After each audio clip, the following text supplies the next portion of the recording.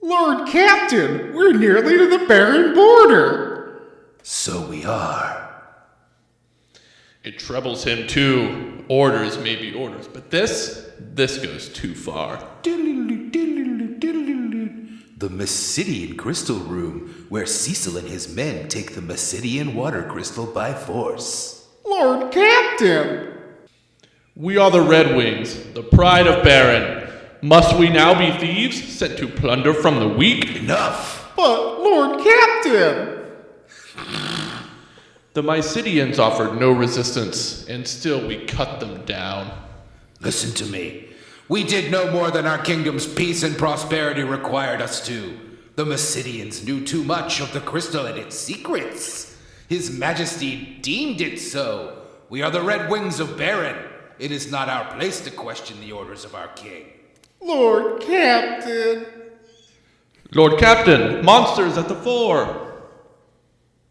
Everyone all right? Aye. But these monsters of light! Disturbing, is it not? I wonder what it bodes. We've reached the castle, my lord. Well then, prepare for landing, men. My lord! It's Final Fantasy IV!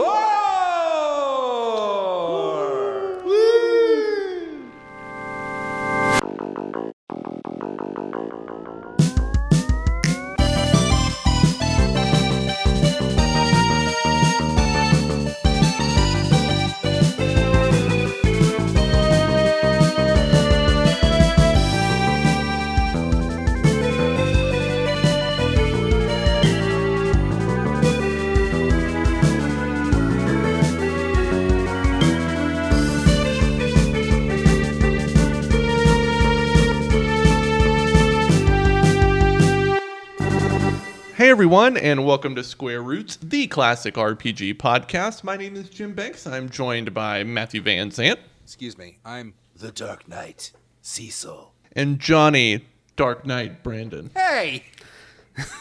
I'm also the Dark Knight, Kane. Vanessa cannot join us this week.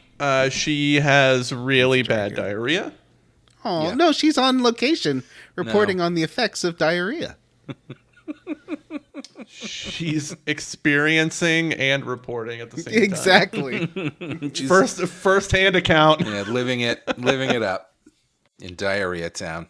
And we are podcasts that plays and talks about your favorite classic RPGs. And as Matt said in the intro, it's our first Final Fantasy IV episode. Yay! It's exciting. It's I exciting. feel like it's been a while since we did a Final Fantasy, but we did Final Fantasy VII Remake earlier this year. Is that a Final Yeah. Fantasy? Yes. There are Technically, chocobos. yes, There's I a... guess. Well, okay. There wasn't a Sid in that one. It's been a long time since we've done a classic Final Fantasy. 7 Remake is not a classic Final Fantasy. It's a remake of a classic Final Fantasy. What is the last Final Fantasy we did? What's the last mainline original Final Fantasy game that we did? 7? 8? No, 8. 7, right? We did... Did we do 8 after 7? I think we did. I thought we did it Yeah. the other way around, but I could be wrong. I mean, we did Tactics. Yep. Oh, yeah. It's not Did do mainline, tactics. but we did Tactics. I think that was this year. No. No? Okay, well, I don't fucking know. It all blends It together. all just runs together. Yeah. This is the first, I think, the first good Final Fantasy? Like the first good one, Or- though, right? The the first first good one in the series, you mean? The first one that's got like a good, maybe not, I don't know, I haven't played it, so I don't know how good it is, but from what I've heard, the first one that's got like a real plot that isn't just, find the next crystal, you did it. 2 has a real plot. Does it? But, yeah. Yeah, it's got a real plot. It's got things that happen. Characters die. Well, I've always heard that Final Fantasy IV was the first Final Fantasy that had a real good story. Having played the first chunker, do you still believe that's the case? I mean, it's a little early to tell. We have very distinctive main characters, which I appreciate. Which we played a bit of 3 as our test pilot for this series, and those characters were nothing. Yeah. Yeah, not a lot going on in that one. I don't think I've ever played 2, so I can't really speak to that. But anyway, I'm excited. Either. I'm going off what other people say. This is the last of the classic Final Fantasies. No, it's the second to last. We still have to play 5. I still want to play 1, 2, and 3, but, that's just me. I can't imagine those making for very good seasons. I don't know. I think we could always give it a shot. Especially 2. And for 1, we could play Stranger in Paradise, which is sort of a remake of 1. Ugh. Oh, yeah. I would love to play that one. I would hate that. Why? Because I've heard it's very bad. I've heard it's pretty good. Okay. Only one way to find out. Mm-hmm. Speaking of video games, you guys have any hot gaming news you'd like to shoot all over me? I shared some last night, but now I can't remember what it was. Let me go check out Game Rant. Oh yeah, Bungie fired the guy that does the music for Destiny. Their composer, Yeah, that's a bummer. What do you think about that? Wasn't that Paul McCartney? Aren't they firing Paul McCartney? I don't know what to say to that. he did a track for Destiny 1. Did he really? Oh, he did? Yeah. I made a fake version of it before the game came out. It was just me in a very bad Liverpool accent going, "Destiny, Destiny, Beatles love Destiny." Yeah, that's my Paul McCartney impression. Did you guys hear about this new Silent Hill game? Oh yeah, Silent I Hill watched Ascension. the trailer for that today and fucking threw up. It looks awful. It does look awful. I read a story today that they had. So the format of it, it's like a show, but if you pay money, you can vote on what the characters do in the show. What? Like a choose your own adventure kind of thing. How much does it cost? And there's chat. I don't really know. It's too expensive, whatever the price is. Wait, okay, so you vote. So it's not like a Bandersnatch or that Kimmy Schmidt. No, Netflix special. it's like majority wins, is my understanding. But I heard that they had to disable the chat during the launch because too many people were talking about cum. I mean, at least they weren't, slinging. At least it wasn't too many people making racist remarks or spamming Nazi comments. Yeah, no, that's the good kind of internet nonsense. Yeah, I guess people were spamming comments about how they wanted Pyramid Head to impregnate them, and they wanted to see him shoot big loads. Artie in the Discord shared a video that somebody did that was kind of got into it a little bit. I didn't watch the whole thing. I watched some of it. And you can I don't know if you unlock them or purchase them or what, but you can get stickers, that you can post in the chat. And one of them is just it's trauma in rainbow letters. It's Okay. disturbing. Well, I haven't played it, but I've heard it's pretty bad. I didn't realize it had already launched. That's crazy. Yeah, it launched on Halloween. Anything can happen on Halloween. Silent Hill can be a show. Johnny, is there any hot gaming news you want to talk about? No, buddy. I'm sorry. I don't have anything. Yeah, we are kind of we're in Q4, guys. It's November. All the games are releasing right now. Mm-hmm. And anything can happen. I wish that they would give us a release date for Baldur's Gate on Xbox. I'm tired of waiting for it. I want to play it. Oh, I have that game sitting on my PS5. Now maybe I'll get into that next. Jim was saying that that Star Ocean remake came out today. So Yeah, I was thinking about picking that up too. That's gaming news.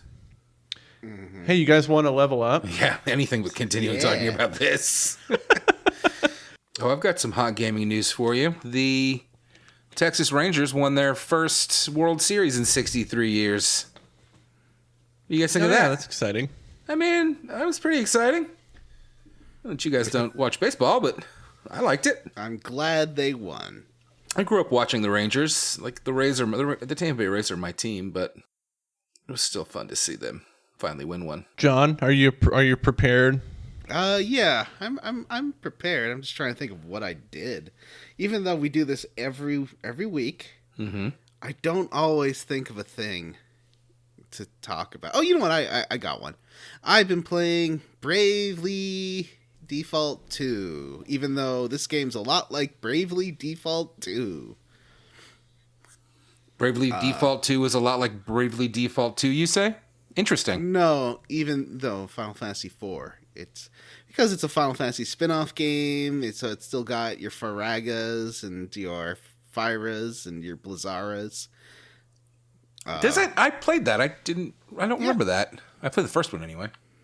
It's got Phoenix Downs. It's got all the Final Fantasy things. It's pretty. It's a good looking game. I don't like the character design. I think the first game had better character design. This one looks a little Thunderbirdsy, if you know that show with the puppets. What is it again? If you know that. I do know Thunderbirds. That's what that terrible Team America World Police movie ripped off. But what are you talking about? I was looking at Vanessa's notes. Bravely Default. Yes. Yeah. I like the first one. Yeah. I think the first one has better art, but this one's still good. So far. Johnny loves those scantily dressed, toddler-looking character designs. Well, it still has those, but some of them look more like the Super Marionette type things, and it's a bad mix. But the game's like it just feels very unambitious, I guess. But I feel like a lot of modern retro style JRPGs feel unambitious. Like you're never gonna get on a whale because it's your dad. You know, it's never gonna have a spaceship where there's clones of you and you have to fight your space dad. They're playing it very safe. Yeah, It's just a pretty cut and dry standard. Yeah, Save the world tale. Maybe that's why it's called Default. Oh, Isn't there a third Bravely Default game, like a middle game? Yeah, Bravely Second. That's right. Bravely 3 Fault. Yeah, Bravely 3 Fault. There's Bravely Second, which is not Bravely Default 2, you idiot. But the writing's good. Like and the gameplay, the first boss is hard. Like it took me a while, like I think 3 or 4 times to defeat the first boss of the game, which is kind of bonkers. Yeah. Yeah. Just because it's got the Final Fantasy 3, Final Fantasy 5 build your own party thing, like, you know, you can change jobs at any time. You have to really figure out a good party to defeat that boss. And it's also got what I think is kind of a fun system. If you leave your game on pause or on standby on the Switch, I don't know how it handles this on PC. Maybe it goes by like your game clock on PC, or I think it's also on like PS4, PS5. It's definitely on PC. While you're not playing, you set these expeditions where your character goes on a little text adventure and meets up with other players, and like it gives you a little rundown of what they've done. I find that stuff really cute, and you get little bonus items that give you quite a lot of job points. You know, like in Final Fantasy Tactics, it gives you tons of JP, so you can really go through another job really fast by doing these like little online adventures while you're in standby or while you're not playing the game. And I think that's a good idea because, you know, if you don't play for a couple of days, there's a max amount you get. It's probably like one night worth of XP, but it'll level up your characters a couple of times. And I think that's just a good idea. Like, it's a really player-friendly thing to do. So you can come back and you have a couple of level ups. I guess it's sort of like those gacha games or like those phone games, but I don't play those. I liked the. What's that one that's that everybody's into? The one that's like on consoles. Star Rail, Honkai Star Rail? No, or the other the one that everybody plays. I don't know what the fuck you're talking about. Gotcha. It's Genshin Impact. That's what I'm thinking. Honkai Star Rail's the other game by those people. That's more of a turn-based thing. Genshin Impact's the one that's more like Breath of the Wild with crafting. Yeah, it's like an adventure game. Yeah. Yeah. I liked the Brave and Default system of Bravely Default. Like, that's fun. Yeah. It really makes And, standard combat kind of easy because you can... Does it still let you... I think in the first one it would let you choose Brave like 3 or 4 times, right? 4 times, yeah. Yeah, so you can start the fight off by having all of your characters get 4 turns at once. The Octopath games sort of have that system because it's by the same group, but it doesn't let you go into negative. You can only like bank up turns. You get like an extra turn per turn. It's not a bad system. Anyway, what about you, Matt? What have you been playing? Ooh, well, it's how did you level up? Not what have you been playing? Oh, sorry. How did you? I woke up 45 minutes ago. I mean, if you want, I can talk more. I can talk about PUBG because that's what I've been playing. How did you level up, and what have you been playing? I went on a spooky season bender of shows, and I have watched the majority of the Netflix Mike Flanagan stuff. And I've been really enjoying it. I know that I'm very late to the party, but I watched Fall of the House of Usher and thought it was pretty good. Pretty good. A little preachy, but pretty good. A little gross. I don't love gross horror stuff that much, but then I watched Midnight Mass and loved it. It had some, like, the occasional, like, awkward line or, like, kind of silly... convenient thing that I don't want to spoil. Or long anything. as fuck monologue. That show was monologue. Dude, all those shows are monologues, bud. Like 90% of those shows are people talking in paragraphs. I really loved Midnight Mass. Then I went and watched. I went back to his first one. I watched Hill House, Haunting of Hill House, and it was really good. Very similar to Fall of the House of Usher, in that it was about a family, and kind of each episode would kind of focus on a particular family member. Which was fine. It was, I actually thought Haunting of Hill House was like a lot more elegantly done than Fall of the House of Usher, which almost felt like a checklist by kind of the middle of Fall of the House of Usher. I was getting a little bored with it. I was like, okay, which kid dies next? Like, whereas Haunting of Hill House, I think, as you kind of got closer into the kids that were involved with the major events as it went on, so you got to see more and more. I really liked it. And then I watched Haunting of Bly Manor, and that one was pretty weak, I thought. Had Carlo, what's her last name? Carlo Gugino? Carlo Gugino. Gugino. Doing what I thought, what to my ear sounded like a god-awful English accent, and like as like a narrator. And like she wouldn't show up for like what felt like whole episodes. And then suddenly Carla Gugino would pop in and be like, and so the au pair went to the pantry. And it really would always throw me for a loop. I would be like, this, because it had good moments. I can't see Carla Gugino doing anything but like being a lady who you see on Las Vegas who's had kind of a rough life. Yeah. I mean, she's really great she's a good in actress. Haunting of Hill House. And I think she's really great in Fall of the House of Usher.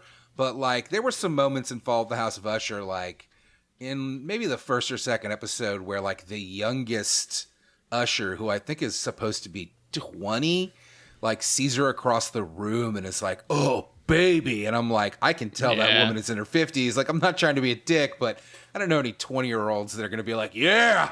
It's just not how it works, man.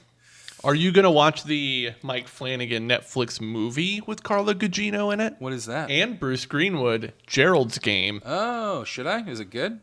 I think it's worth watching. Like I think you'd enjoy it. That's a Stephen King, isn't it? Man, I thought that movie came out years ago. It did. But Matt's never seen it. Yeah, maybe I'll check that out next. I'm now currently most of the way through Midnight Club, and I don't love it.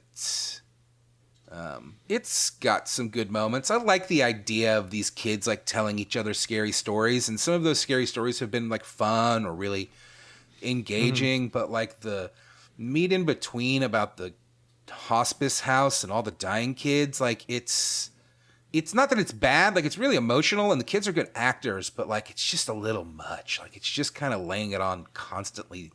It's just a little laying it on a little thick. So That one has been kind of, and also it's weird to me, but sometimes they'll say things like it's set in the mid 90s, but there was an episode I watched, one of the last episodes I watched, one of the young teenagers said to another young teenager, epic cringe. And I was like, whoa, whoa, whoa. Neither of those were fucking phrases in the 90s, my friend. And then there was a scene where somebody started playing a Green Day song on the cello and all the kids started singing along. And it was like this somber, sad moment. And I was like, it's a fucking Green Day song. Are you out of your Was it Time of Your mind? Life? Sure was. Sure was That's Time super of Your 90s. Life. Ugh. That was a bit much for me. But, you know, I'm still watching it. And it's not any worse than Bly Manor, which is to say, like, it's still good. Like, I'm still watching it. It's engaging. It's got good acting. I'm interested in the plot, but just kind of not enamored with it like I was. Particularly Midnight Mass and Haunting of Hill House. Those two were, I thought, just absolute next level. And Fall of the House of Usher is really good, and I liked the mystery that unraveled. But, like, it just occasionally came across so heavy-handed. Like, one of the main characters towards the end of it has a whole monologue about, you know, billionaire class, wealth inequality, and she's supposed to be one of these people, and I was just like, go fuck yourself. It's not that she said anything that I particularly was like, I don't agree with that. But, like, this was the wrong person to have say this. And also, I don't need you to tell me, bud. I know. There's a Donald Trump reference in that show that lands like a fucking thud. There's also I told my client he could kill someone on 8th Avenue. Yeah. Yeah, that was rough. And also, it was the goriest of them, and I just don't care for, like, excessive gory stuff. That just doesn't do it for me. Oh, and that Midnight Club, the first, I shared this with the group earlier, but I'll tell the listeners. I was kind of perusing the Wikipedia before I started it earlier, and the first episode holds the Guinness World Record for most jump scares in a single episode, and it's like 21 jump scares. And honestly, like, I love 21 jump scares with Johnny Depp and Johnny Depp.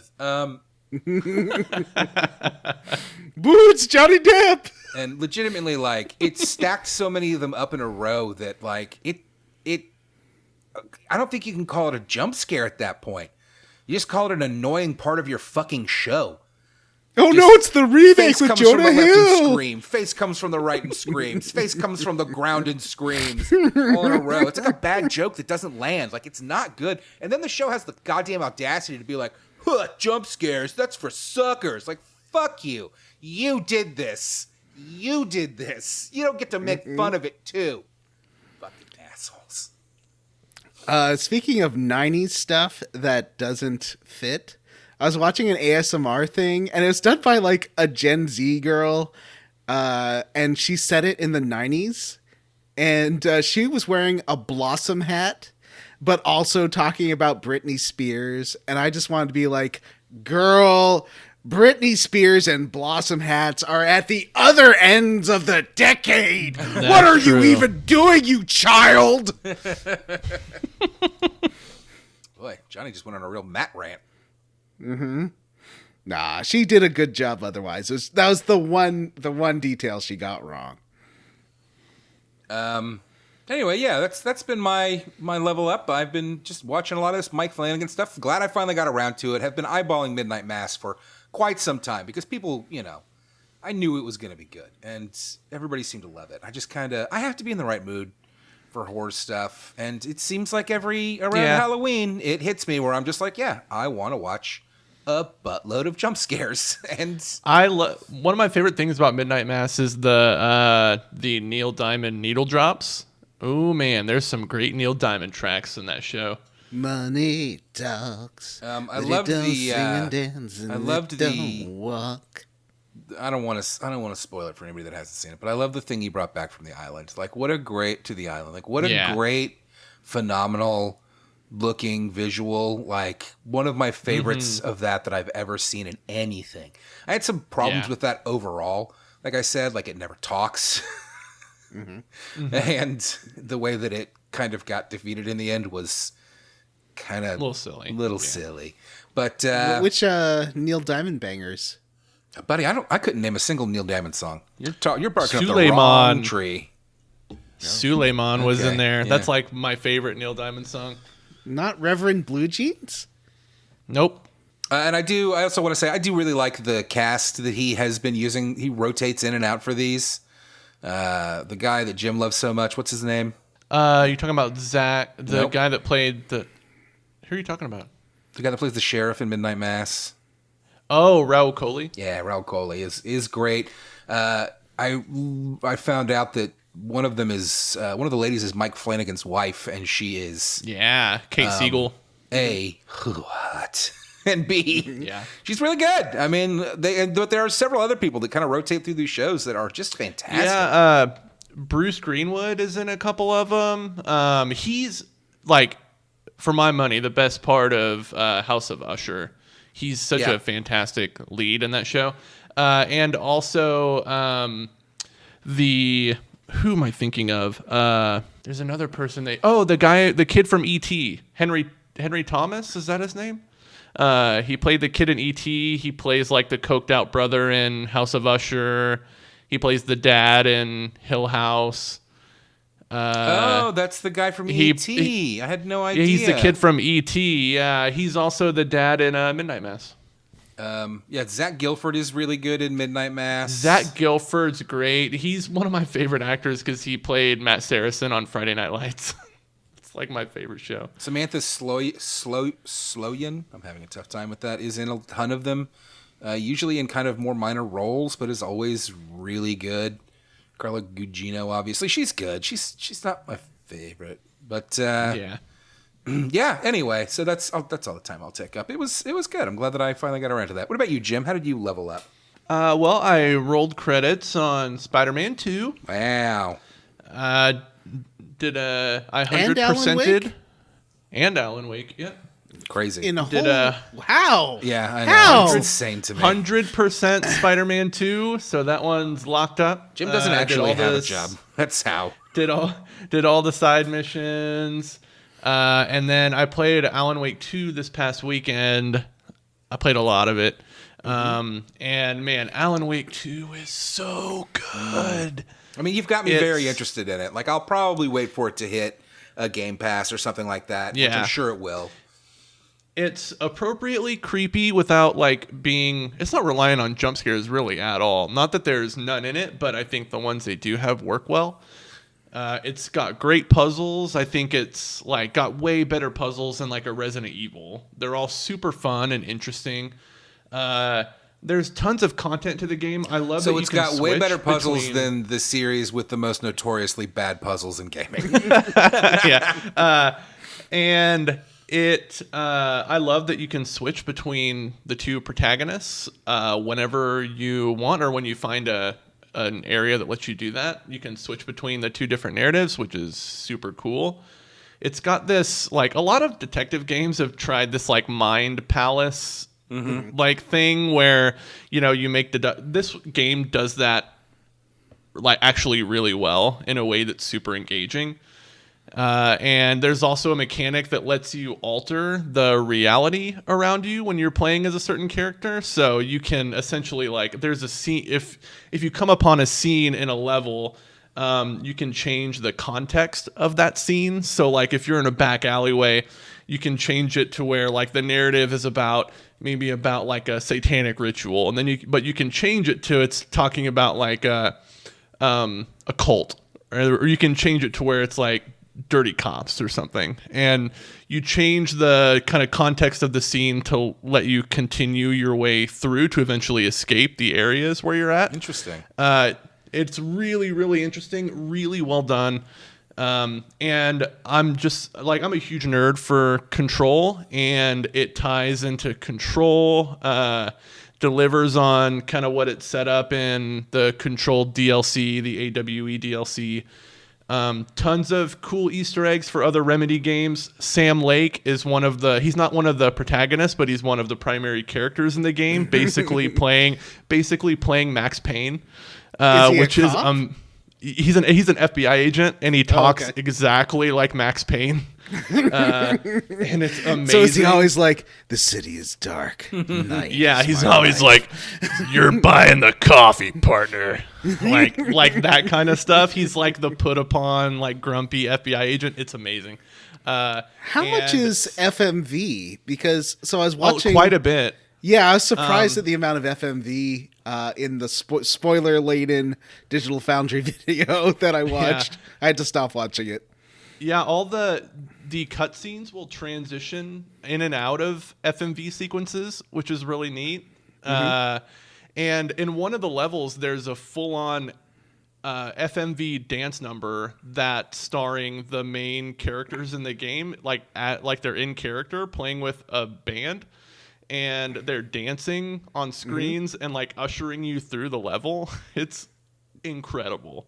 That definitely seems like a continuation of Jesse is Dynamite from Control. Control had that, the ashtray maze when you're like floating through. It's basically that, but it's all, besides your player character, it's all FMV. But remember Jesse is Dynamite, the the 80s song done by the that the doctor played. Yeah, exactly. Yeah, there's references to that guy in the game too, which is super cool. Oh, nice. Because he got like absorbed into Polaris or something, right? Yeah, he got sucked into like another dimension. But there are characters from Control that are actually in the game, like Ati, the janitor, who's in Control. Oh, awesome. Yeah, he's in it. He's actually in the game a lot, which is I think really I neat. might. So, spoiler alert for real life. I don't know if this is a spoiler alert. I'm unemployed until probably next year, the beginning of next year. So, wow, bummer. and I said I wouldn't buy a game. Maybe I'll buy this one game. I think you should, John. I think you'd really like it. The horror stuff it's not super scary. The game isn't super hard. I'm okay with it's like just, I've played Dead Spaces and all that. I'm fine. Yeah. I would say it's similar to the first Alan Wake game, though I will say that like it's not as dependent on the light mechanic. It's definitely still there, and it wants you to use it, but it's not like a make or break thing. Did you ever play American Nightmare? I did, yeah. Was that any good? Is that worth playing? Yeah, I would say like it's not directly referenced in Alan Wake 2, but it does kind of set up Alan Wake 2 in terms of like what's been going on with Alan. I would also say, I don't know if you might not want to do this, kind of involved, but the Alan Wake DLC for Control is basically sets up Alan Wake 2. So if you want, maybe watch a recap of that one. But basically what they do in that Control DLC is basically tie Alan Wake directly into the events of Control and set up Alan Wake. I got 2. as far as the last boss of the Control DLC, and I couldn't get past him.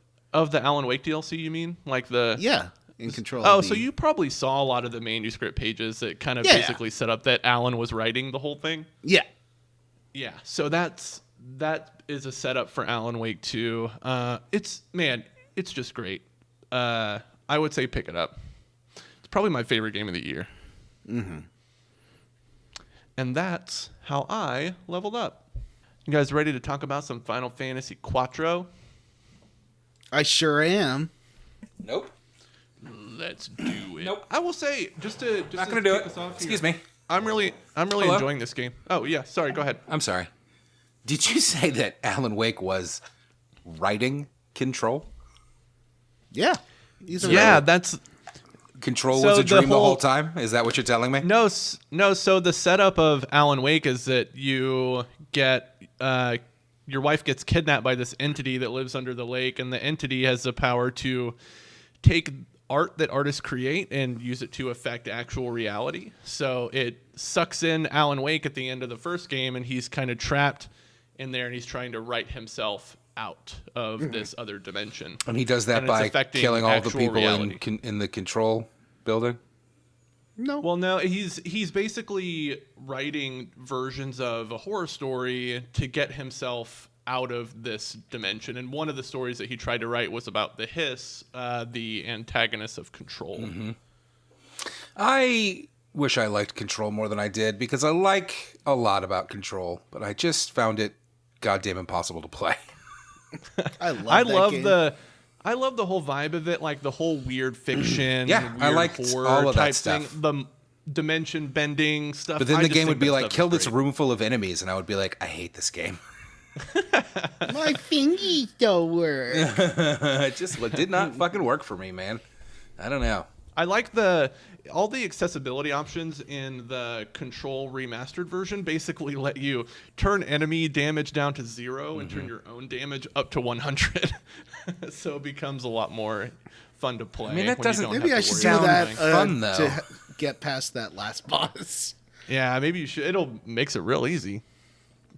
What I'm saying is you can kind of tweak it to whatever your preferred playstyle is. I mean, Yeah. my preferred playstyle is to not have your character jerk around like a piece of shit all the time. Yeah, I would say a lot of that herky jerkiness is fixed in the remaster. That's what I played. I'll be right back. No, is it? Yeah. We played it for the show.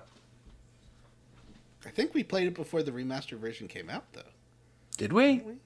I feel like we played the remastered version. I could be wrong. I could definitely be wrong. All right. You ready to talk about some Questlog? Sing me the song, Johnny. Questlog, your home and auto insurance specialist. Questlog. Questlog, Questlog, Questlog, Questlog. Questlog is At brought to you by Walwanisa. Questlog, have it your way. You rule. Do you not get that Burger King commercial in Canada, Johnny? I don't watch commercials. Buddy. It's a... Okay. That's a Who do you think I fucking am? lie. What are you talking about? You watch Okay. whole That's true. compilations of commercials. That is true. I have watched thousands of compilations of YouTube videos. Okay, I don't watch commercials made in the past 2 decades. How's that? You don't really get a choice when you like to watch live sports. Oh, yeah, that's true.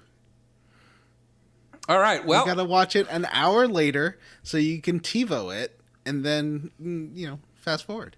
no, that's no fun. When you're watching live sports, the fun is watching it with somebody, or if you're not watching it with somebody, at least watching it at the same time as somebody so that you can text each other about it. Okay. Well, congrats on the win. That, Jim, you're back. thanks. I'm back. So, as you may have learned from our dramatic reading at the beginning of this episode, this game opens with a big scene that introduces our main character, the Dark Knight, Cecil. Weird that they decided that the main character of this game would be Batman, but I'm into it. He is the head of the Baron Red Wings. Is that a tampon joke? Is that a period joke? Oh, It's a period joke. It's not even a hockey joke. Baron is the country that he's from, and he controls their air force, which is called the Red Wings. They're like air force. And he and his men have just attacked the city of Mysidia and stolen their water crystal. And some of his soldiers expressed disapproval of their actions. Basically, the Mysidians didn't fight back, and they just slaughtered them. It was I don't cool. really know why you're going after these crystals either. Yeah, well, that's fine. And suddenly, the soldiers kind of express their disapproval, and Cecil basically tells them to fuck off. He's like, "Shut up! We do what the king says." Sorry. And the airship is attacked by monsters. Yeah. Big beholders, right? Yeah, and it's a real easy fight. Cecil is way overpowered, which is Yep. weird because as soon as you take control of him, he's not overpowered, and he doesn't level down. So I don't know why that's a thing. I don't know about in the version you're using. Oh no, I guess you're playing Oh, I Pixel guess Remaster, right? we Yeah, always- let's talk about that first. Yeah, we always talk about that first, and we forgot. Yeah. So Matthew, I am playing. what's your history with this game? I've never played it. I've played the first. I have the 3D version, the 3D remake version on iOS, which I played a few minutes of. Played this basically, and that's it. I've never played it. I've wanted to play it for years. For the last fucking 7 years since we've been doing this show, I haven't played it because I've been waiting to play it on the show. And that's it. And I am playing the Pixel Remaster version on the Switch. What about you, Johnny? Well, I put a vote up on our Patreon in our voting tier as to what version I would play, and they chose my cartridge that I got in Christmas 1992. The battery still works, which is bonkers. That was 30 years ago, right? Is my math right? Yeah. Sounds about right. What year did this come out? 91, and I got it Christmas 1992. And yeah, the battery still works on that thing, which is amazing. And the cartridge still has my sister's save, where all her characters are named after her friends, which is very cute. But I also have it on like the 3DS version, or not the DS version, which is basically the same as the 3D iOS version, and I have it on GBA, which is its own version. The PSP has its own different version. There's a lot of different ways you can play that. I did play a bit of the Pixel Remaster, and I noticed, and I looked this up, it's got stuttery scrolling, which is bonkers on Switch. Like, you'll notice the scrolling's not smooth. I didn't notice that.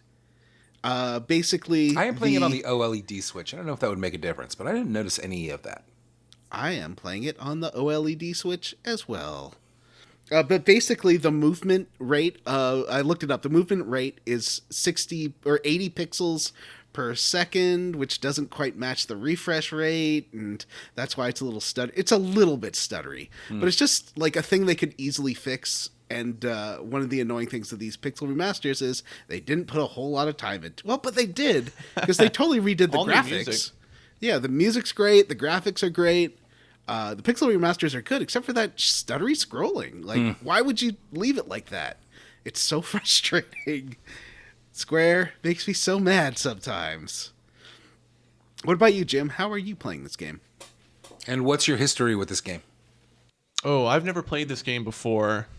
I've actually, honestly, never really been curious about the Final Fantasy games before 6. Huh. I don't know why. I was but a child when this game came out. I was 4 years old when this game came out. So I don't really have a lot of nostalgia for these, but I will say I am enjoying it. I started out playing the remastered version that's on Steam, but bailed on that and got the console version when I was told that the console version has the multipliers for experience and Gil. Does it? And Is that in the yeah. menu? Yes. Oh, I didn't look into that. It has the click. Yeah. If you click the sticks, they both do something different. One of them turns off. They set it to auto battle. That's right. One is no auto.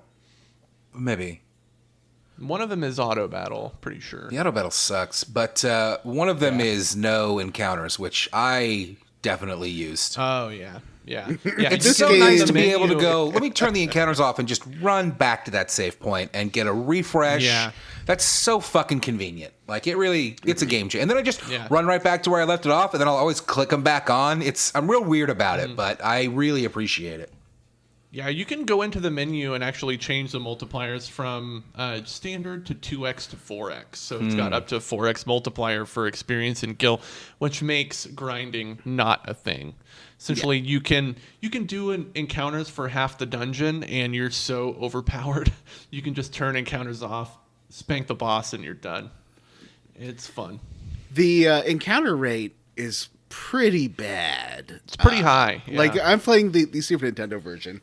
And yeah, I bet that's brutal. Sometimes it's literally one or two squares Yeah. from your last encounter. It's rough. That was always the case So, with yeah, these it's games. brutal. Yeah, random battles. But yeah, I don't mind that I'm playing the Super Nintendo version, although the well-written little skit we did at the opening is not the same. The writing on the Super Nintendo version, the translation's notoriously bad. It's Some of your screen caps have been pretty funny. there's a couple where I was like, I don't know what this means. because it was early 90s Nintendo, before the ESRB stuff, where Nintendo like let loose and started saying fuck. But before that, you couldn't say like a character died. They had to have like fainted or fell down. And so a lot of things just don't make sense about the Mysidians, and like they can't really say that they killed everybody. They just are like, they just gave up and we looted them. Like, not that they murdered everyone. Speaking of the script, I will say I don't know that they really need to have like they're using like the like flowery English. I don't flowery like I think Shakespearean English I don't kind think of. it's quite that bad, but they certainly do speak a little more like old-fashioned-y. Like, I wouldn't call it Shakespearean. It's like, it's not Final Fantasy Tactics, which was very much like trying to mimic like a Shakespearean dialect, and this is kind Like of something in Falstaffian. between. Yeah, but yeah, I don't know. If you're gonna modernize it. Like, give it its own thing. Well, Jim, don't mind the Super Nintendo version, which is Final Fantasy II, does not have flowery English. Not at all. I've also played about 2 hours of the DS one. I think I overstated how good the cutscenes are in the last episode, because the first couple of cutscenes have like, interesting camera angles and really move the camera around in fun ways. But then after that, it's just kind of top down, very standard JRPG. They stopped trying after the first two. They're like, ugh, doing a cinematic presentation's way too much work. Let's just put the camera overhead and make it look uninspired. So, all right, back to the game. The airship is attacked by monsters, and Cecil fights them off. And then Using his cool sword skills. What is a Dark Knight's deal? so typically his parents were murdered when he was a child in front of his eyes, and Yeah. then he swore an oath of vengeance against criminals. Bats. And there's bats. And there's bats. He's like a goth knight. He has like he says at one point that he's learned the dark sword, and he does have like a multi-hit dark power. So It takes a lot of your HP though. oh, it does. Yeah. Wait, it Yeah, it does. takes a big chunk of your HP. Yeah. Every time you use it, it takes a big chunk of your HP. I did not notice The that. Pixel Remaster does a different version of it than... Does the Pixel Remaster do the Dark Wave? Yeah, that's his okay. darkness attack. Yeah. In the DS version, it's a bit different. When you activate darkness, it gives you a buff to your combat skills, and constantly decreases your health. Interesting. So not yeah, playing the basically the DS dark version. He said he did for a minute, right? I played a couple hours of it, so most of this chunker, as well as So yeah, hot it's gaming news. interest. Yeah. Sam breaking. Bankman-Fried found guilty on all 7 counts. That's a crypto guy. I wish Vanessa was here. Vanessa's a crypto investor. I don't know if our listeners know that. Oh yeah, she loves it. She does actually own some crypto. I don't know if you know that, John. That guy is How? fucked. I think she bought some Dogecoin once. Oh no. No, she did not. She bought Ethereum or something, or I don't even. It may not, Oh, that's right. It may not even have been Ethereum. It was like an eco-friendly coin. Yeah, I remember that. yeah. All right. Anyway, so Cecil and the Red Wings return to Baron, and as Cecil gets off of the airship, he meets Baigen. There's no voice acting, so I'm not going to know how to say any of these words. In in the voice acting, it's Cecil. Oh, Oh, it's not Cecil. Okay. It's Cecil. Well, I'm not gonna. I mean, you can say it however you want. I like 'cause, Cecil better. Pixel Remaster doesn't even Yeah. have voice acting, but yeah, I'm Cecil and Bagan. No, I think he says Baigen. Baigen.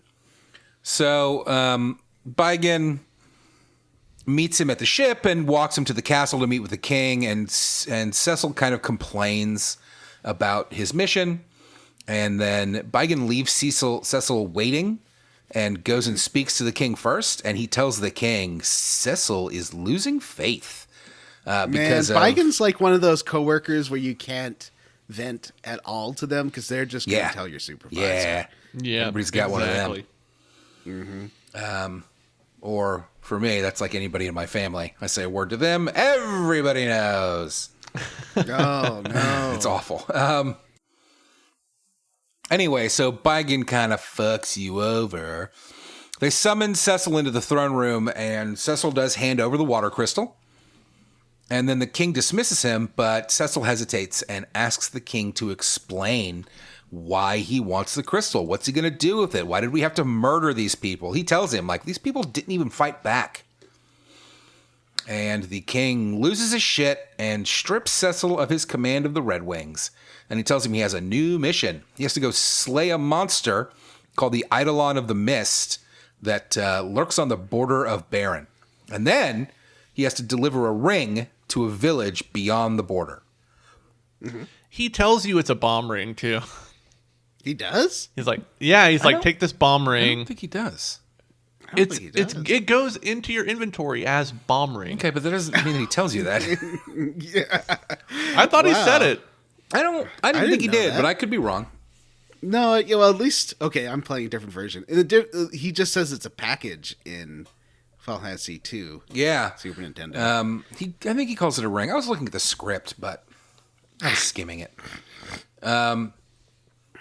Anyway, when he does that, Cecil's friend Kane, who is the commander of the Baron Dragoons, bursts through the door, and he asks the king to reconsider, but the king, being a fucking prissy little asshole, is like, no, you can go with him. And that's it. Tells him to get the fuck out. This is why you shouldn't barge in on your coworkers' like bad meetings with the boss, because you'll just get lumped into it, and you don't want to be part of that. So they chat a bit, and it's mostly Kane saying like, hey, buddy, I'm with you all the way. Like, we're friends. Don't worry about me. We're strong. We'll be fine.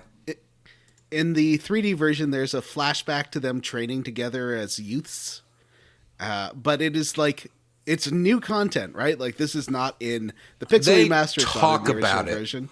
They talk about it in the Pixel Remaster a bit, where they talk about, I think Cecil defeated Kane in like a training bout or something. I don't remember exactly what it was, but they do talk about it.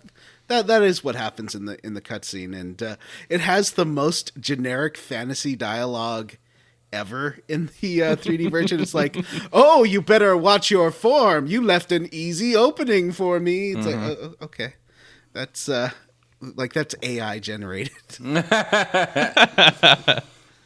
So they decide to spend the night in the castle before they leave, which they're going to leave in the morning. Cecil runs into his girlfriend Rosa, who's a white mage, and she says she'll come find him later. And then he runs into Sid, and Sid is also complaining about the king and is shocked about what's happened. And he tells him that the king has ordered him to build a new airship that has like more maneuverability and more firepower than any ship before. And Sid is not happy about it. He's like, I don't make machines of war, but he's making it, so I guess you do, buddy. I guess you do. Yeah, he does. And he's like those people at Boston Dynamics who's like, no, I just make cute robot dogs that know how to walk and can run. And look, if other people have AI in them now and can talk to you. If other people add programs where they jump on people and then rip their throats out, that's not me. I mean, I just made the cute walking and running dog. The real world version of that is if other people mount guns to them. Yeah. Be a chappie. Yeah, exactly. Sid is my favorite Sid.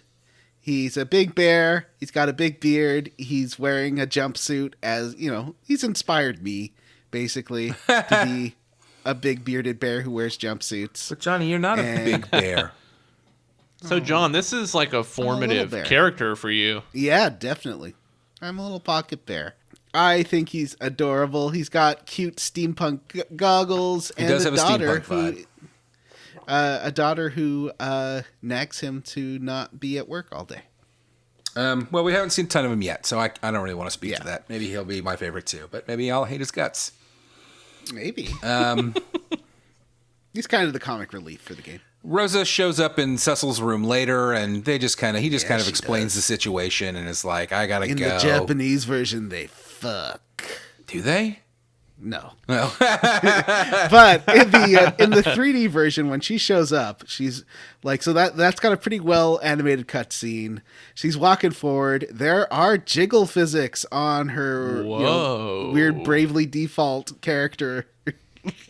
She's got, they really accentuate her boobs in that outfit in the 3D version. Like she's wearing just like a bikini and a cape, which is kind of a cool outfit. She looks a lot like Tara from 6, right? With the green hair. She's got blondish hair. Does she? Yeah. Yeah, I'm thinking of the other. Rydia has green hair. Yeah. Anyway, in the morning, Cecil, and Kane head out, and you go to town first and buy some stuff. I mean, and you get the title sequence here, like a little title scroll. Oh right, yeah. I have a question for you guys. Yeah. What's up with the dancing people? What's going on there? This is the last game of that. Like, this is kind of a remnant of the early Final Fantasy games. Is like every town has a dancing girl who will dance to like Bolero or like the one town, but I didn't run into it here. Yeah, there's one here. In one town, there's a guy you can talk to that's like, you want to see a trick? And if you say yes, his sprite turns into a woman and he starts dancing around. It's really weird. I like that. I think it's an adorable. It's pretty cute, yeah. Yeah, like a cute little sprite dancing thing. Yeah. This first town too. Is your first dose of there's going to be lots of hidden stuff everywhere in this game. Like check every pot for stuff, every box, and there's like invisible pathways and stuff. Yeah, there's hidden pathways outside of the main map that you can that'll take you like around to secret areas. Yeah, and was it Dalmascan? The castle, you can walk around the edge of the castle to a secret treasure room and stuff. Yeah. I don't know if the original does this, but in the Pixel Remaster, when you walk up to a pot, if it has something in it, there will be a big exclamation point. It does not do that.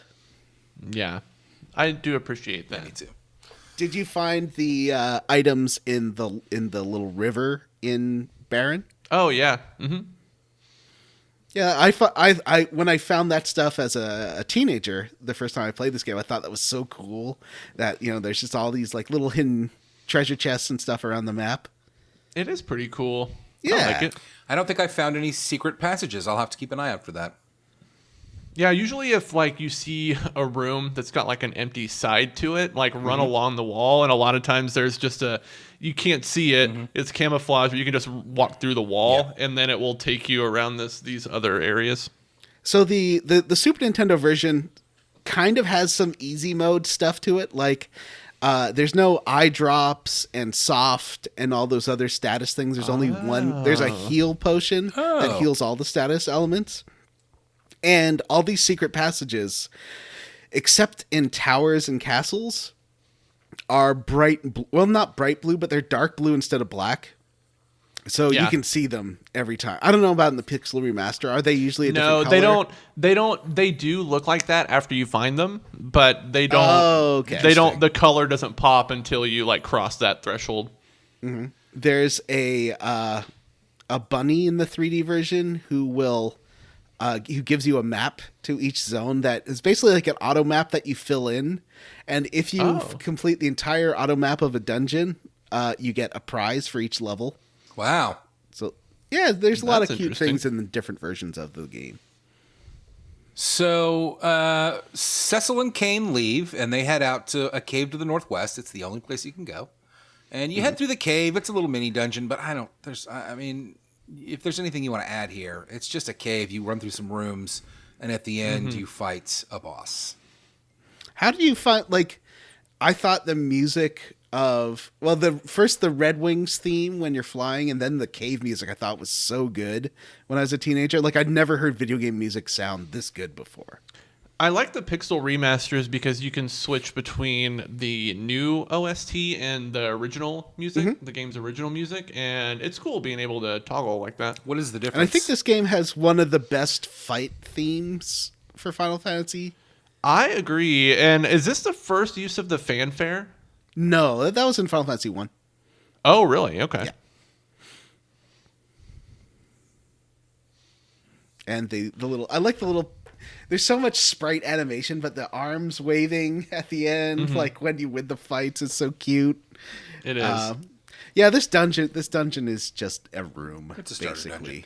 dungeon. At the end, you run across the Mist Dragon and you kill it, and then you Well, arrive. it does in the... warn you a few times throughout Yeah. the dungeon to turn back. Yeah, that's true. And it's got a mechanic, which is basically the same mechanic as in Final Fantasy VI for spots. Yeah. It can surround himself with mist, and if it does that, you can't do any damage. If you do damage, or if you try to hit it when it's in mist mode, it'll do a counter. Yeah. So we kill the Mist Dragon and we arrive in the town of Mist. And then once we get there, Cecil and Kane realize that the ring that they're delivering is a bomb ring. And it sets off a big explosion that sets the town on fire. I And love I like the animation. I kills like everyone. I like the bombs coming out of Cecil's sprite, like the Yep. bomb monsters, and Yeah, they like swirl running all over the around. map. Yeah, that's pretty fun. And then you run into a little girl, or not a little girl, but a girl who is crying over her dead mother. And she's saying, "You can't just die because your dragon did." Is that how summons work? I don't know. I guess in this game. Eidolons. Kane says that he's heard of people who can summon Eidolons and that they are called summoners. Ooh. Creative. And he's And like, then- well, we got to kill this last one. You know, well, first Yeah. Cecil is out loud. Says the dragon we slew was her mother's. Like, dude, shut up. And then Kane does say that the king sent them there to eliminate this village. Like, he didn't give them explicit orders, but clearly that's what he wanted. And he's like, we got to kill this girl. But Cecil's like, are you fucking kidding me? And legit, Kane is like, JK. I'm on your side. Sure, Even Kane. this is a bridge Sure, too far Kane. for me. He's like, oh, yeah, I wasn't going to kill this girl either. Yeah. Puts it's away murder knife. Clearly bullshit. They want to bring her with them, and they kind of talk about it and eventually agree, like, well, we're going to have to knock her out to bring her. And then she snaps and summons Titan, who rips a fucking giant piece of the land apart. A giant piece of the world map, by the way, not like the screen, which throws That's them... some Final Fantasy 16 stuff right there. Yeah, it throws them very far. And when Cecil wakes up, he's in a clearing with the girl, but Kane is nowhere to be found. So Probably dead. Yeah, Cecil picks up the Probably. girl, and you can kind of head in the only direction you can go. You'll quickly find an oasis town called Kaipo. And when you do, you go straight to the inn, and the innkeeper the innkeeper offers you a bed. He says to let the girl recover. So they do. He does that. He puts her to bed. She wakes up eventually, but she won't speak to Cecil. He's telling her like, "I'm sorry. I didn't know." But she doesn't care. I understand. It kind of doesn't matter. Yeah. I will say one of the things I found interesting about the towns in this game, I guess specifically the merchants, is that the gear they sell usually sucks. And the good gear is found in chests and dungeons.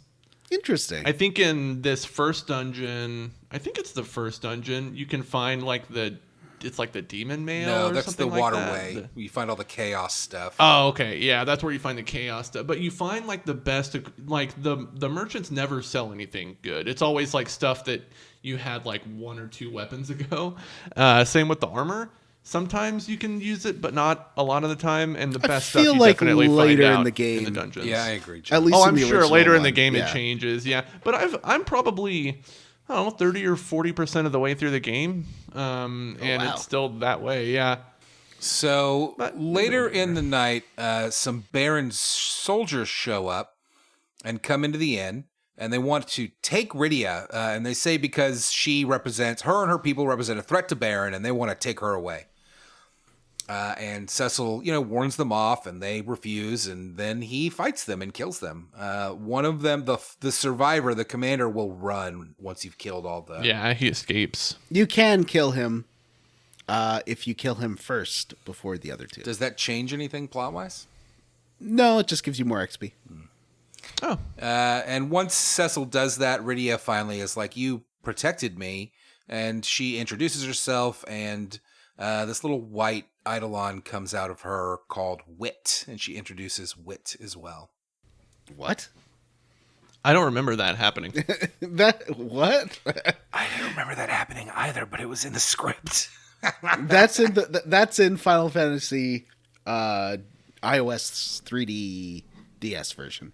It does not happen in Super Nintendo it says, Interesting. according to the wiki, it says Wit, pronounced Wit, is a unique eidolon in the Nintendo DS remake. So that must have been the script that I was following. Huh. You get Yeah. to draw Wit's face, which is pretty fun. So, all right, well, forget I said that. In the morning, they go to leave, but you hear about a traveler from Baron who was found passed out at the entrance to the village. Or in John's version, they kept her from falling down. Yeah, they kept her from falling down. Like, what? She was falling down. They kept her from it. You find her, and it's Rosa, your girlfriend from the beginning of the game. And she's sick with desert fever, and the only thing that can save her is a sand ruby. So Desert fever, desert fever. We have to head to- You've got to cure it. Damsian Castle. That's hard to pronounce. Damn, Damn, Cyan. Yeah. We have to head to Damsian via the waterway. And once we get to the waterway, we meet an old man named Tellah. And Tellah, we heard about Tellah, about how his daughter ran He's a off sage. with a bard. And now he's missing, and we find him. He's chasing after his daughter, Anna. And he asks Cecil, he's like, oh, you're a dark knight. I could use your dark sword. Which I guess is like Is that the Batmobile, do you think? Oh. It's his dick. It's his dick. God damn it, John. Use your dark sword. So Tellah joins the party. He's a mage. So is Rosa is also a mage. Rosa's under-leveled, but levels up very fast to catch up with Cecil, which I thought was fun. You mean Rydia? I'm sorry, you're right. Yes, Rydia. And she also has one summon, and it's Chocobo Kick, which I loved. Yeah, that's fun. And does quite a bit of damage. Yeah. Yeah, I like that she's just a straight mage. Like, her physical attacks are absolutely useless, and also they never land. Yeah, they never land. I think they land like 5% of the time. You can get her So- a bow. You do need to buy arrows as well. Which I don't believe are sold in the store here. They are in the Pixel remaster. Oh, okay. You find So- some in a chest. Yeah. Tellah asks for Cecil's aid to slay this monster at the end of the waterway. He says his magic won't be enough. And so he joins the party, and he's a very powerful mage, which is awesome. Yeah, so each character is basically been called before a fan fiction version of the classes from Final Fantasy 3. 2? So like Tellah 3. Why 3? Classes from because 3 was the first one with the job system. That's 2. No, 3. 2's the first one with the job. Maybe I'm wrong. I could be wrong. Yes. right. So 3 is the I thought it first was one with 2. the job system. And this one has basically each character is a different class in that job system. So Cecil's a dark mage, Rydia knight. is a summoner. Cecil. Dark knight. Cecil is a dark knight. Rydia is a summoner. And Tellah is a sage who has access to a ton of magic but doesn't have a lot of MP. So he could cast He's tons of got different plenty spells. of fucking MP in the Pixel remaster. Oh, wow. He's got okay. like 250, 300 MP to Rydia's like 60. Interesting. Okay, so that's a little different. Never used an ether on him once. Used it on Rydia a billion times. Yeah, and Kane is a dragoon, obviously, so he's got the jump command and all that. Yeah, I think that's fine. I think it's interesting. I like seeing the jobs, you know? Like, I like the jobs. I like more of the jobs. The thing that in the jobs, I like class systems. And, you know, the thing that's really fun about a job system is being able to mix and match, which you're not going to be able to do here. But it's all right. That's fine. I would like to see. You heard it here first. I guess Final Matthew Fantasy supports the class system. That does not believe in the mixing of classes. I guess Final Fantasy 14 actually is very heavily based on this concept, isn't it? I think. Yep. And and tactics and tactics, of course. But I was thinking more modern games. I was going to say I would like to see it in a modern game, but then I figured somebody might email us and be like, you got to try Final Fantasy. Fuck no. No.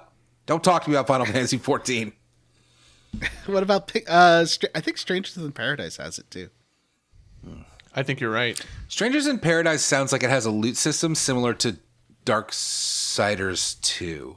That I don't think you're far off. I have the same impression. It's one of the worst things that I've ever experienced in a video game. Remember when we tried to play that game? It sucked. The only thing I know about that is your review of it for Instant Classic. Hated it. Absolute fucking garbage. I like the first one. I love the first one. Was good. I thought the first one was good. The second one had so much environmental puzzling. It was fucking annoying. Well, it was that, and it had these huge wide open areas, and then a lot of them you would at the end, Had nothing in you'd them. explore, and you'd find a treasure chest, and it would be like, this weapon does 0.02 more damage. Yeah.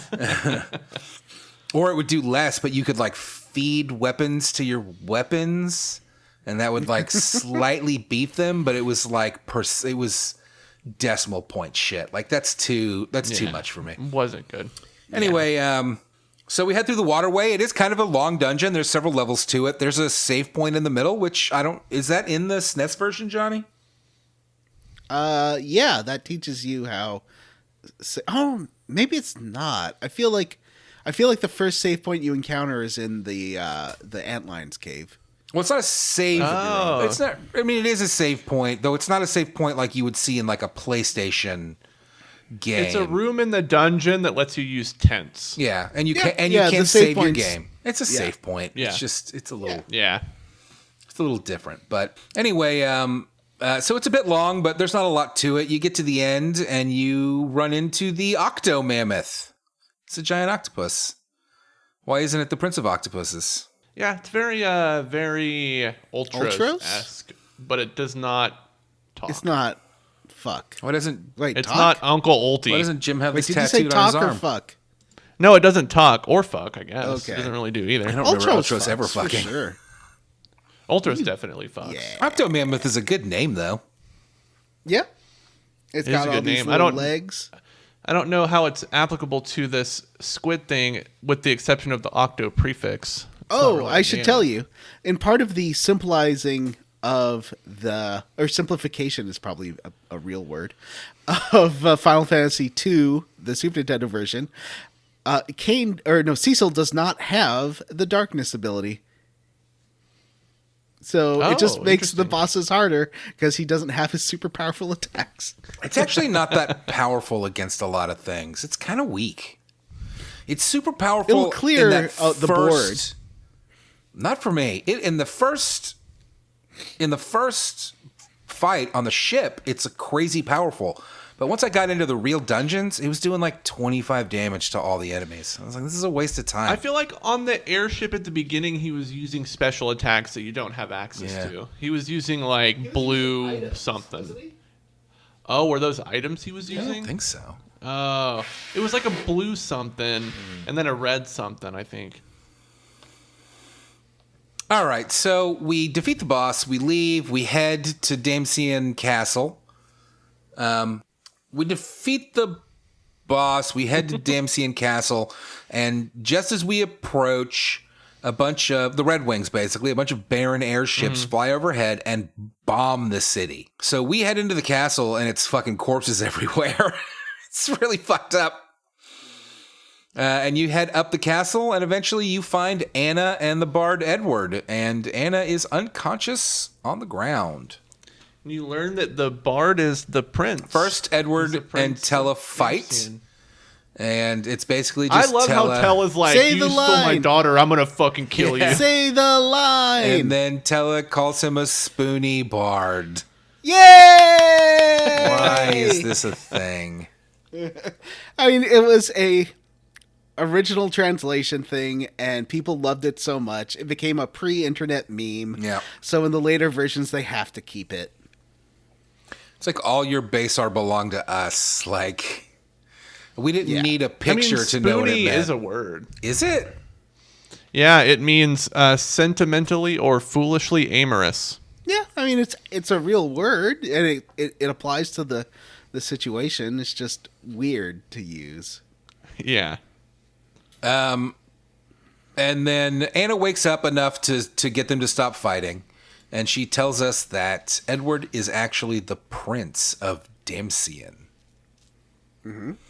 And she gives a sweet speech about how she really is in love with him. And she came here to elope. But then at the last minute, she couldn't bear the thought of being married without her father giving her away. And so they were about to leave and come back to get Tellah. And But the Red Wings blew up the city. the Red Wings blew up the city. And she fucking dies. No! Edward tells us that the Red Wings are now led by a man named Golbez. And Tellah swears to kill Golbez with his own hands, which is pretty fucking hardcore, and I really appreciated it. I liked it. I'm sure this Golbez won't is a have anything to great do name, with... too. I'm sure this is just a random character that will never be mentioned in this game again, right? I hope not. No, we're going to hear the name Golbez 700,000 times in this game. Yeah, Edward tells us that he doesn't know much, but he tells us like that he basically came out of nowhere and nobody knows who he is. But Tellah decides to leave. He's going to go kill Golbez. Edward initially refuses to leave Anna's side. He's like, I'm a coward. I'm a piece of shit. And I'm not going anywhere. I'm just going to stay here until I die. But Cecil convinces him to join the party. Come help me come help me get a sand ruby to save my lady love, Rosa, Catwoman. Mm-hmm. Y'all know how Batman loves Catwoman, right? Anyway, I mean, that's kind of it. We head to the Antlion's cave. It's a pretty quick little dungeon. You kind of just head down. You get to the bottom. Edward initially, we see the sand rubies, and Edward is like, hey, just grab it. Like, antlions are nice. They're cool. They're not going to hurt you. Yeah. Why do these games always have We're antlions friends. in them? Somebody explain to me what the fucking antlion is. It's like a big beetle with little pinchers, as Matthew would say, that lives in a hole. Yeah, antlions are actually a species of insect. My favorite joke recently was we were talking about this exact thing, and I said I like to pronounce words, like onomatopoeia, and John was like, "Yeah, because claws make a pincher sound." Yep, pinch.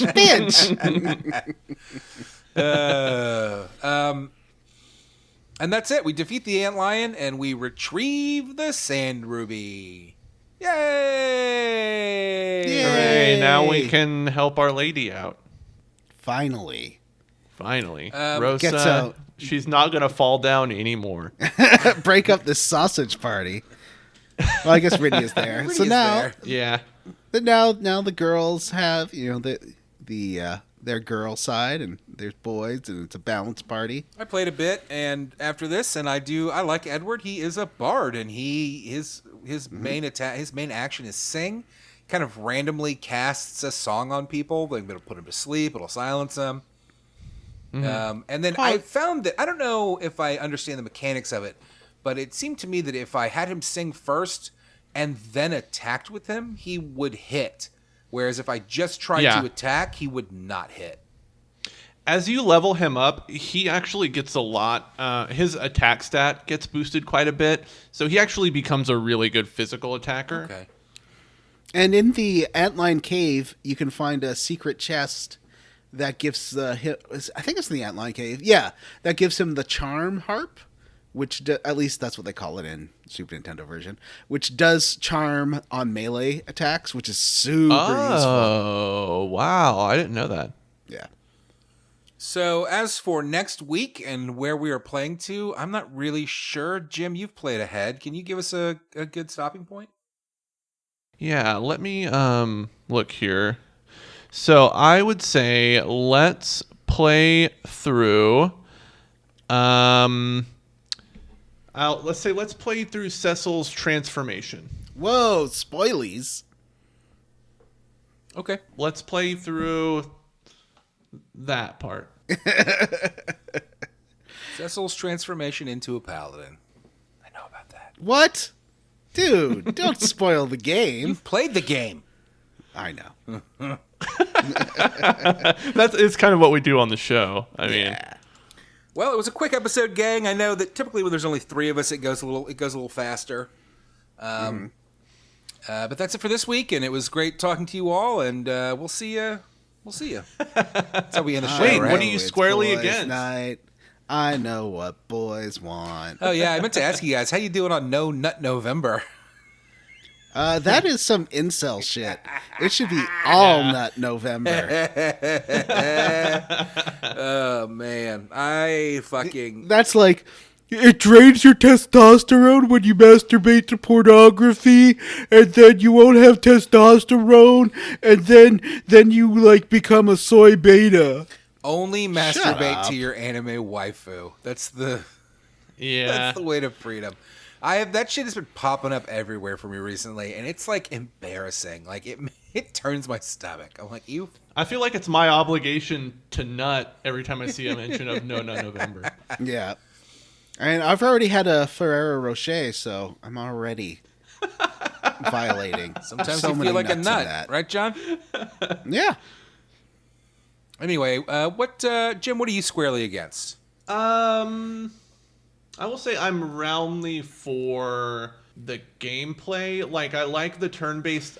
They made a lot of good quality of life improvements, I would say, even just in between the 2 versions that I played, and they're only a few years apart in release, I think. But I like the multipliers for the experience and stuff. Because when I did play the Steam version, I did spend a few hours grinding, and while it wasn't terrible because the battles go pretty quickly, Yeah.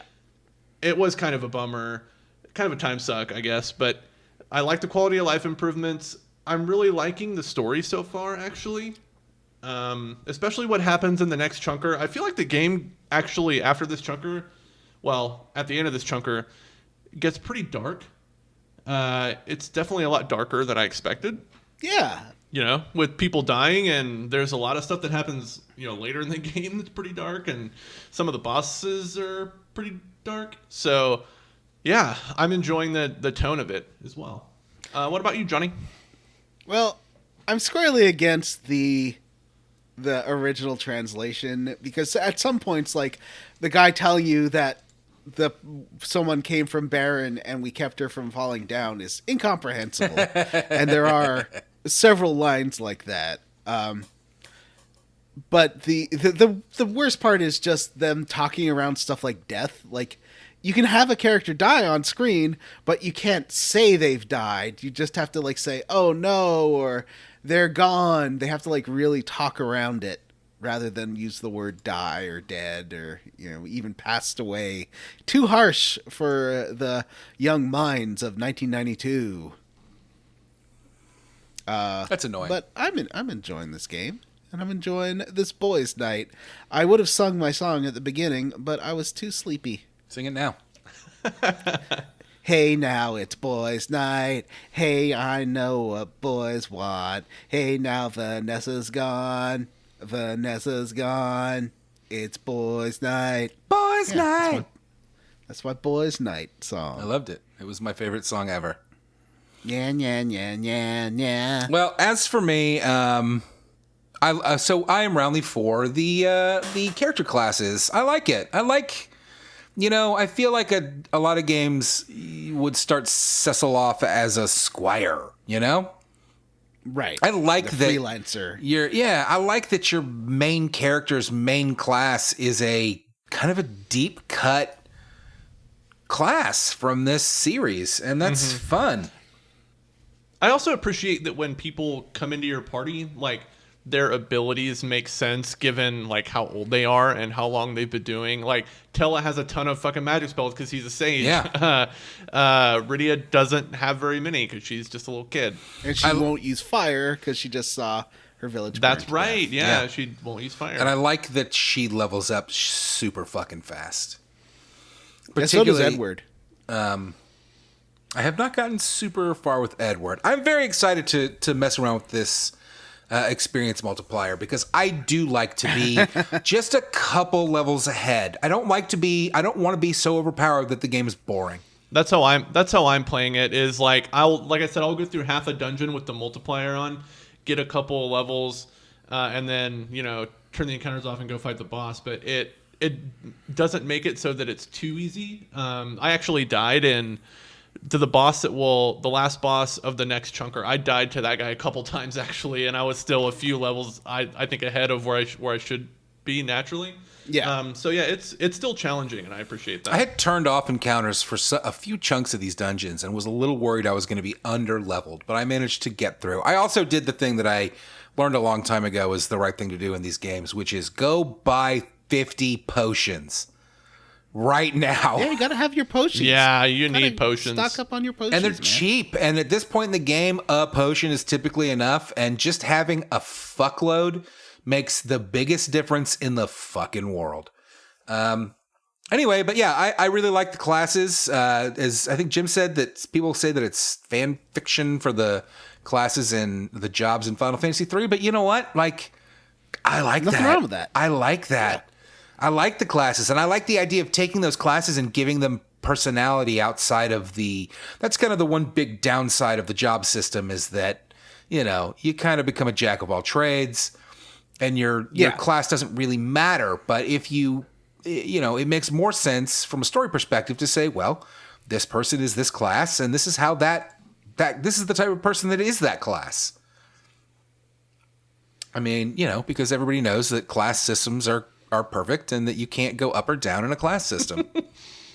I also right. like, we're 3 hours into this game. We've already had 5 characters in our party with like different. Oh abilities man, and- yeah. That's one. And I don't want to talk about the next chunker too much, but like you'll get 3 or 4 new party members in the next Awesome. chunker, at least like 2 or 3. Yeah, it's I pretty do great. like that, like some of these people that have come in, like they're clearly not going to be around for the whole game, or not around for the whole game, but they're probably not going to be party members for the whole game. Like I don't think Kane is going to be a long-term party member. I don't think Tellah is going to be a long-term party member.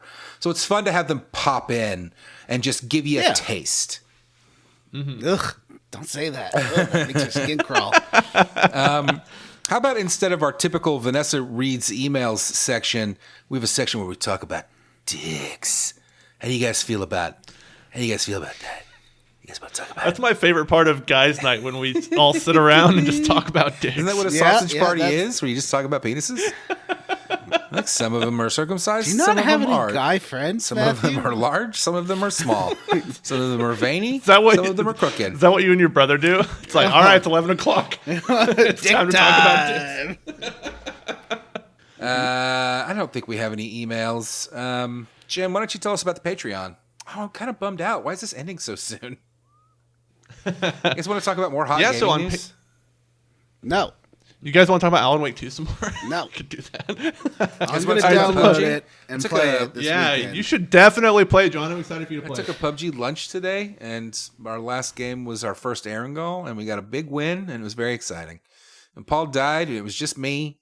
And I headshot the fucking second to last guy, waited out the last guy because I was behind a tree, and I knew he had to move first. And he ran out from behind his tree. What's a Patreon? And I fucking leaned out from behind that tree and shot him right in the fucking face. And it was satisfying. Nice. I still get so satisfied when because, you guys know that Paul's way better at that game than me. So I still have a lot of games where He's pretty good. Paul wins and I'm just like, cool. And when I land that last shot, I'm just like, woo! I bet that does feel really good. So what's a Patreon? Yeah, at patreon.com/squarerootspodcast. That's where you can sign up to be a patron of the show, and your donations go to letting us do cool things like, play more video games and pay for stuff for the show. And it's really nice, and we really appreciate it. But in return, you also get access to tons of great bonus content. We just recorded a commentary track for the movie Silver Bullet. Oh, it was so fun. Man, That what a released great movie. yeah, in October. So that's a great movie. I would like to do 10 more of those. Yeah. We should do not a commentary for this. No, Yeah, I agree. We've done next 2 in a row. No, yeah, this month I'll come up with something. We also have level up episodes. We've got episodes where we just talk about a random thing. We do Square Roots Versus, where we play other games and talk about them. Haven't done one of those in a while. I know, yeah. How long is Alan Wake?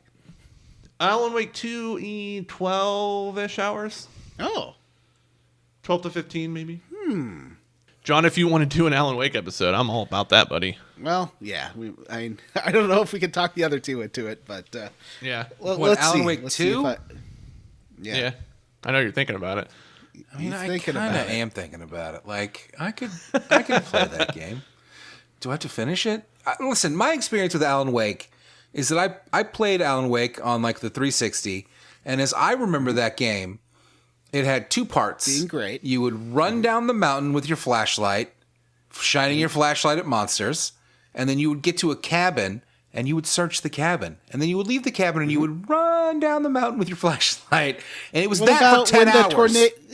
What about when the tornado destroys the town?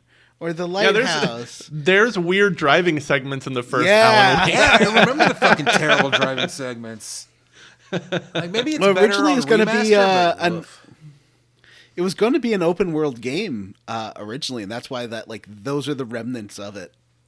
Yeah, and they do kind of find a middle ground in Alan Wake 2 where like you can actually explore around Bright Falls. And there's actually a few different locations in the game that you can travel to and from and explore, and more areas open up as you kind of unlock more equipment for one of your characters. It's pretty neat. There's lots of cool bonus stuff you can find. But back to the Patreon. Deadly Premonition 2024. So maybe look... Oh, yeah. What? Yeah. Nothing. I didn't say anything. But yeah, at the $3 tier, you get access to all that content. The $5 tier, you get all that content, plus the ability to vote on games that we play on the show. It might be a minute before we have another vote up because, as most of our listeners know, January is BioWare. So we will be playing a BioWare game for our next one. But we'll have another vote up eventually. And if you're a $5 subscriber, you can cast your vote. Another benefit to being a patron is we like to personally thank some of our patrons every week. I'm going to kick us off this week by thanking Julie, Ari Corpavara, Nick, Samu Mitchell, My Battery is Low, Wishbone is Gay, Fresh Eyes, Sean Gonzalez, Friend of DeSoto, Aaron O'Toole, Josh B. Quaker Oatman, Jason Timms, and Butts on Parade. I'd like to thank Florian Jonas Kramer, Ross Hartley, Joshua W. Broxson, Cyril the Wolf, Aroo, Angel, William Westgard, Justin Rash, Diamonds Are Dragon Poop, Anthony Lerma, Jesse's Mom's Pizza, T. Balders, I Hardly Knows Her Bumpkins, and Jake Dickerson. Oh, sorry. I was watching arm wrestling. I'd like to thank Tracy, Trey, Solar Gold, Planet Story, David Green, Citrus C, Huxley Iguana, Chad Wilson. It makes me uncomfortable to hear my name read on a podcast. That's fair. Gigantified Micro Space Hamster, Sean Walsh, David Arnold, and J-Bone. I'd also like to thank Jay Bird, Tyler, the fallout of James Vegas's nudes, Hexagon, Esteban Gonzalez, welcome to Cute Boy Jail, honk honk, Kodab Games, Joseph, Rubber Bear, Chris Ryan, Benjamin Hilberg, Armin Hammer, Sergeant Spaghetti, and Eric Garby. All right, everyone, that's it for this episode of Square Roots. If you'd like to send us an email to have read on the air, you can do so at squarerootspodcast@gmail.com. Come check out our Facebook group, the Square Roots Podcast Group for smart, cool, very attractive people, or find us on Blue Sky at squarerootspod.bsky.social. Don't forget to rate, review, and subscribe on iTunes, Ghana, or wherever you listen to podcasts. Thanks to Stephen Morris for our Squidward's theme. You can find Stephen on Twitter as Beige on Beige. He's also on YouTube and Blue Sky. Links in the show notes. All right, everyone. For Square Roots, I am Jim Banks. I'm Matthew Van Zant. I'm Johnny Brandon. And I'm the Dark Knight. Vanessa. No, Goodbye. Vanessa wasn't here. She doesn't get to have a thing. Yeah. Bye.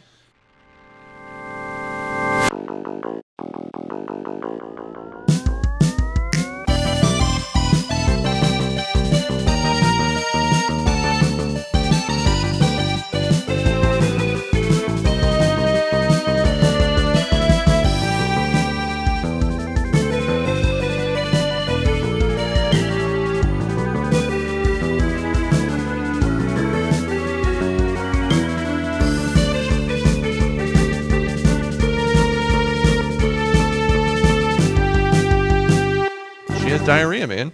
Yeah, well, She's doing an investigative report on her diarrhea. she has a Right. diarrhea man, and that's taking up all of her time. All right. Bye.